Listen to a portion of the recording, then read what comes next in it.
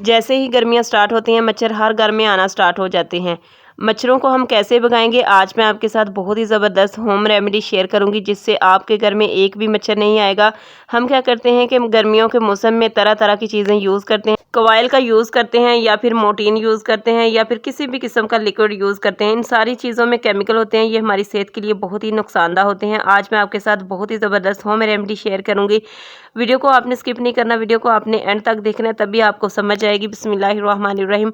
तो बनाना शुरू करते हैं। यहाँ पे आप देख सकते हैं मैंने एक प्याज ले लिया। प्याज आपको पता है जब हम किचन में काटते हैं तो हमारी आंखों से बहुत ज़्यादा आंसू निकलते हैं, क्योंकि प्याज जो होता है ना ये बहुत ज़्यादा कड़वा होता है।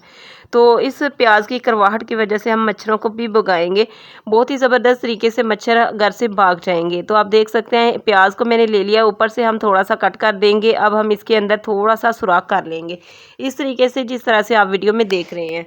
तो बहुत ही आसानी के साथ सुराख इसके अंदर हो जाएगा। बहुत ज़्यादा भी सुराख आपने इसके अंदर नहीं करना, बहुत ज़्यादा प्याज को आपने ज़ाया नहीं करना, बस थोड़ा सा आपने सुराख कर लेना है। वीडियो को अब तक लाइक नहीं किया तो प्लीज़ वीडियो को लाइक कर दें। चैनल पे न्यू है तो चैनल को भी सब्सक्राइब कर दें। आपके एक सब्सक्राइब से किसी का भला हो सकता है। तो आप देख सकते हैं प्याज के अंदर मैंने होल कर लिया। अब हमें जो अगली चीज़ चाहिए वो है सरसों का ऑयल।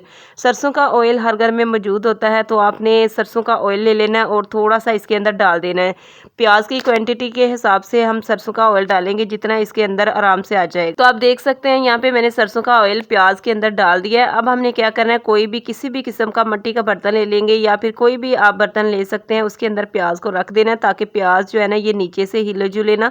अगर ये हिले जुलेगा तो तेल जो है ना हमारा, हमने जो सरसों का ऑयल डाला है वो सारा का सारा नीचे गिर जाएगा, फिर कोई फ़ायदा नहीं होगा।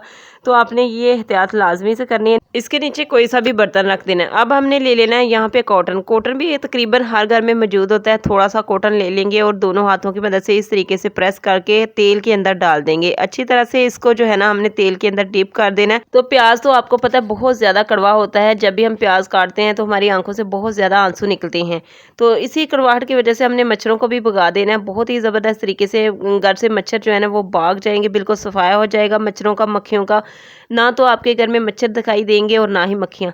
अब ये हमारा बहुत ही ज़बरदस्त तरीके से दिया बन के रेडी हो गया है। अब हमने क्या करना है, इसको जला लेना है और कमरे के अंदर इसका धुआं देना है। इसका धुआं इतना ज़बरदस्त है, इसकी इतनी अच्छी खुशबू आएगी ना कि जो मच्छरों को बिल्कुल भी पसंद नहीं होगी और ना ही मक्खियों को। इसकी खुशबू से मच्छर और मक्खियाँ भाग जाएंगे। बहुत ही ज़बरदस्त तरीके से ये वर्क करेगा, 100% ये वर्क करता है। मेरा खुद का आजमाया हुआ नुस्खा है। तो जो प्याज हमने निकाला था वो प्याज हमने दोबारा से इसी के अंदर रख दिया ताकि इसका बहुत अच्छा सा रिजल्ट आए।